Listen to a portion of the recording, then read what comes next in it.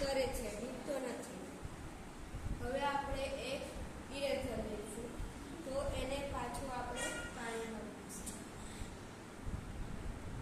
પાણીમાં આપણે મૂક્યું તે નીચે અંદર તળિયે બેસી ગયું છે, એટલે તે ડૂબી જાય છે. હવે આપણે એક ચોક લઈશું, તો તે ચોકને પાછું મૂકીશું. હવે જોઈએ છે કે ચોક જે છે તે તળિયે બેસી જાય છે, એટલે તે ડૂબી જાય છે.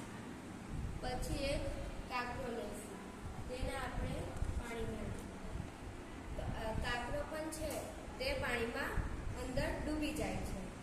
હવે આપણે એક કાગળનો ટુકડો લઈશું, તેને આપણે પાછો અંદર મૂકીશું. તો જે પાણીનો ટુકડો છે તે